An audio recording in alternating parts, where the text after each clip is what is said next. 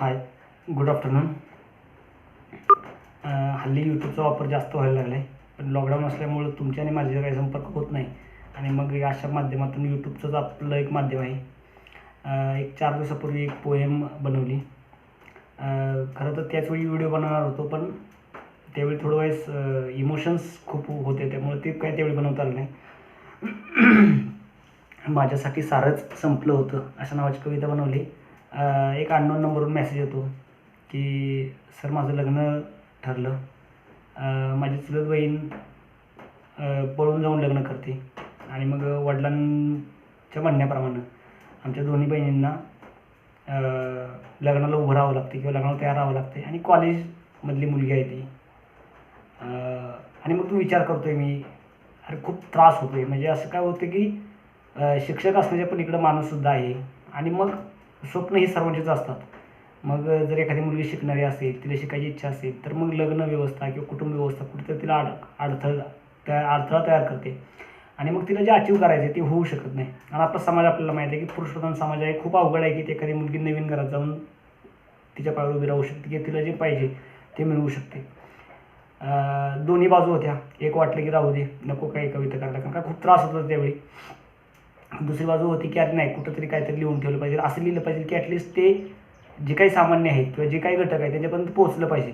कारण चूक सगळ्यांचीच आहे याच्यामध्ये. ते कुटुंब पण जबाबदार आहे, जी मुलगी पळून गेली ती पण जबाबदार आहे आणि जे मुलीचं लग्न झालं हे तिन्ही घटक जबाबदार आहेत.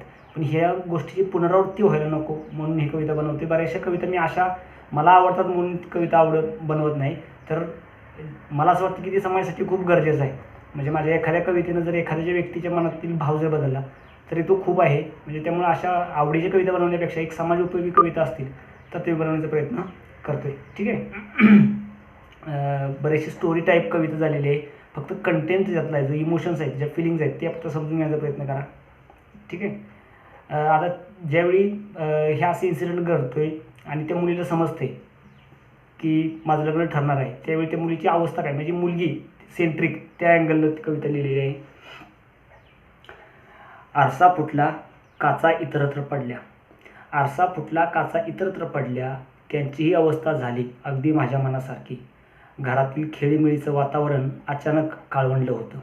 घरातील खेळीमेळीचं वातावरण अचानक काळवंडलं होतं. ज्या माणसाला गेली 18-19 वर्ष मी माझा बाप म्हणत होते, ज्या माणसाला गेली 18-19 वर्ष मी माझा बाप म्हणत होते, तो समोर आला आणि म्हणाला उद्या पाहुणे येणार आहेत, तयार राहा.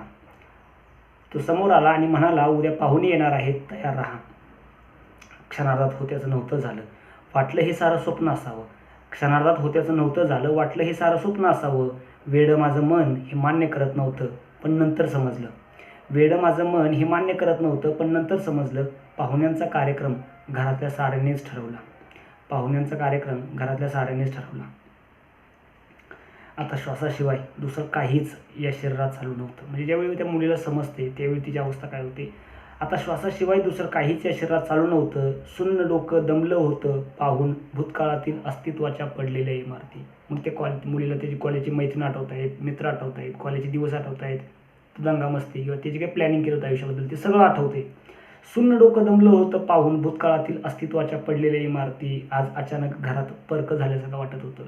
आता हा फिलिंग कसा केला आहे बऱ्यापैकी की घरच्यांना वाटते की जरी हिच्याशी मी बोललो तर कदाचित ती रडेल, ती म्हणेल की मला लग्न करायचं नाही, म्हणून सर्वांनीच तिला बाजूला टाकले. कुणीच तिच्याशी बोलले ना, का की तू ह्या लग्नाला कसं बस तयार हो, जोपर्यंत तू लग्नाला तयार होत नाही तोपर्यंत आम्ही तुझ्याशी बोलणार नाही. अशी एक फिलिंग इथं दाखवण्याचा प्रयत्न केलेला आहे की त्या मुलीला खूप एकटं वाटतंय, तिला कुणी समजून घेत नाही. म्हणून ती म्हणते आज अचानक घरात पर्क झाल्यासारखं वाटतंय.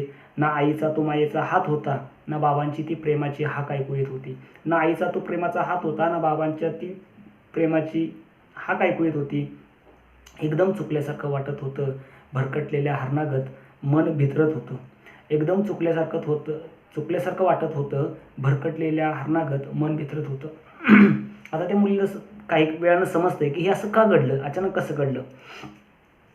कोडं उलगडलं होतं. शेजारची मुलगी काल पळून गेली होती. कोडं उलगडलं होतं. शेजारची मुलगी काल पळून गेली होती. घरातील वैचारिक मंथनातून माझ्या लग्नाचा निकाल लागला मला न सांगता. घरातील वैचारिक मंथनातून माझ्या लग्नाचा निकाल लागला मला न सांगता.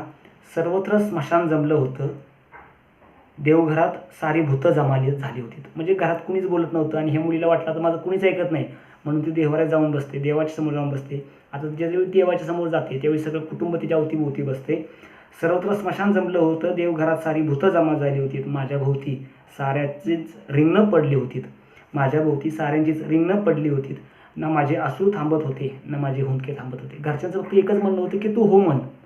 ना माझे अश्रू थांबत होते, ना माझे हुंदके थांबत होते. आता हे एक संध्याकाळी कळालं असेल त्या मुलीला की असं असं आहे, तुला उद्या पाहुणे बघायला येणार आहेत. हे 8 वाजता कळालं असेल, 9 वाजता कळालं असेल. आता त्यावेळी पुढं होतं काय बघा, रक्ताची नाती गेलीत निघून, मिनिट काटा तास काटा पुढे सरकेल तसा. रक्ताची नाती गेलीत निघून, मिनिट काटा तास काटा पुढे सरकेल तसा. म्हणजे मिनिट काटा गेल्यावर कुणी जवळचे निघून गेले, हळूहळू शेवटी मुलगी एकटीच राहते. रक्ताची नाती गेलीत निघून, मिनिट काटा तास काटा पुढे सरकेल तसा. डोळे सुजून लाल झाले होते, घशाला कोरड पडली होती. डोळे सुजून लाल झाले होते, घशाला कोरड पडली होती. स्वप्न माझे जमीन दोस्त होताना खूप किंचाळत होते. म्हणजे मला जे काही करायचं होतं, म्हणजे मला प्रशासनाचा अधिकारी व्हायचं होतं, मला शिक्षक व्हायचं होतं, मला जे काही व्हायचं होतं सर्व स्वप्न माझे जमीन दोस्त होताना खूप किंचाळत होते. सारं मी त्या रात्रीतच गाडून टाकलं. सारं मी त्या रात्रीतच गाडून टाकलं. आदर्श मुलगी बनून मान डोलवली, स्वप्नांची माझ्या मीच राख रांगोळी केली. आदर्श मुलगी बनून मान डोलवली, स्वप्नांची माझ्या मीच राख रांगोळी केली. आता पहाट होते, दुसरा दिवस उजाडते. पहाट झाली, भूतकाळावर पडदा पडला. पहाट झाली, भूतकाळावर पडदा पडला. पाहुण्यांची यायची वेळ झाली. सारेच मला रंगवण्यात व्यस्त दिसू लागले. आता त्या मुलीची इच्छा अजिबात नाही. आता थोडा एक सीन हा थोडा इमोशनल आहे की ती मुलगी तिच्या रूममध्ये आहे, सगळे तिला नटवायला तिच्या रूममध्ये आले. सारेच मला रंगवण्यात व्यस्त दिसू लागले. कालपासून नजर वर आलीच नव्हती. कसं बसं वर पाहिलं. ज्यावेळी मुलीला कळते लग्नाचा विषय, तिथपासून त्या मुलीचं म्हणजे पूर्ण आयुष्य बदलल्यासारखं वाटते. आणि तिनं कालपासून आजपर्यंत वर पाहिलं नव्हतं. आणि असं आता त्या आरशाच्या समोर आहे, आरसा कपाट आहे तिचं, तिची सॅक आहे, कॉलेजचा ड्रेस आहे, शूज आहेत कॉलेजचे, म्हणजे कॉलेजच्या सगळ्या आठवणी तिच्या त्या कपाटात सजवलेल्या तशा आहेत. काय होते बघा, कालपासून नजर वर आलीच नव्हती. कसं बसं वर पाहिलं. कॉलेजचा ड्रेस लटकत होता, अगदी नुकताच इस्त्री केलेला. कॉलेजचा ड्रेस लटकत होता, अगदी नुकताच इस्त्री केलेला. त्यालाही काही समजत नव्हतं, उमजत नव्हतं. त्यालाही काही समजत नव्हतं, उमजत नव्हतं. लॉकडाऊनमध्ये कॉलेज कायमचंच संपलं हे त्याला जाणवतसुद्धा नव्हतं. त्यालाही काही समजत नव्हतं, उमजत नव्हतं. लॉकडाऊनमध्ये कॉलेज कायमचंच संपलं हे त्याला जाणवतसुद्धा नव्हतं. तिची आतली इच्छा आहे, खूप काही करायचं होतं, खूप काही करायचं होतं, खूप वाचायचं होतं, आयुष्यात काहीतरी बनायचं होतं. म्हणून ठेवलेली पुस्तकं एकटक माझ्याकडे पाहत होती. खूप काही करायचं होतं, खूप काही वाचायचं होतं, आयुष्यात काहीतरी बनायचं होतं, म्हणून ठेवलेली पुस्तकं माझ्याकडे एकटक पाहत होती. ना त्या नजरेला मी नजर देऊ शकत होते, ना त्या प्रश्नांना मी उत्तर देऊ शकत होते. ना त्या नजरेला मी नजर देऊ शकत होते, ना त्या प्रश्नांना उत्तर देऊ शकत होते. हुंदका दाबत सारं गाठोडं बांधून टाकलं. हुंदका दाबत सारं गाठोडं बांधून टाकलं आणि लांब सर्वांपासून पुरून टाकलं. म्हणजे त्याचा माझ्या घरामध्ये माझ्या भावना समजेल असं कोणीच नव्हतं ज्याच्याजवळ मी ती गाठोडं देऊ शकत होते, म्हणून मी ते गाठोडं लांब गाडून टाकलं. पोहे झाले, चहा झाला, होकाराच्या माना झुलल्या. पोहे झाले, चहा झाला, होकाराच्या माना झुलल्या. स्वप्नांच्या फुटलेल्या काचा काळजात घाव करत होत्या. स्वप्नांच्या फुटलेल्या काचा काळजात घाव करत होत्या. कोरड्या पडलेल्या डोळ्यातील विहिरीत पाणी शोधत होत्या. रात्रभर रडून त्या मुलीच्या डोळ्यात पाणी येत नाही, म्हणून इथं कोरड्या पडलेल्या डोळ्यातील विहिरीत पाणी शोधत होत्या. शेवटचं कडवं आहे. मनाचा पसारा आवरला कसा तरी. मनाचा पसारा आवरला कसा तरी. पुढं जाणं हे गरजेचं होतं. मला पोचलेल्या घरासाठी काहीतरी करणं हे माझं कर्तव्यच होतं. मनाचा पसारा आवरला कसा तरी. पुढं जाणं हे गरजेचं होतं. मला पोचलेल्या घरासाठी काहीतरी करणं माझं कर्तव्यच होतं. मन तर केव्हाच कोलमडून गेलं होतं. मन तर केव्हाच कोलमडून गेलं होतं. आता फक्त शरीर होता आणि श्वास होता. आता फक्त शरीर होतं आणि श्वास होता. या व्यतिरिक्त सारंच संपलं होतं. या व्यतिरिक्त माझ्यासाठी सारंच संपलं होतं. ही पोएम आहे. माझी अशी इच्छा आहे की खूप बऱ्यापैकी काय होतं की शिक्षित कुटुंब असलं, अशिक्षित कुटुंब असलं तरी शेजारची मुलगी किंवा गावातल्या मुलगीचं वाईट वर्तनानं आपल्याला परिणाम होतो. असं जर आपल्या कुटुंबात होत असेल तर आपण आपल्या कुटुंबाला पटवून दिलं पाहिजे. आणि अशा काही ज्या मुली असतील की ज्यांना पळून जावंसं वाटतंय तर तुम्ही खुशाल जावा, पण जाताना तुमच्या जाण्यामुळं कुणाचं शिक्षण बंद होतंय का हे कधीतरी बघा. वपू काळे म्हणतात की कसं जगावं हे जरी कळालं नाही तरी कसं जगू नये एवढं जरी कळालं तर आयुष्याचा अर्थ आहे.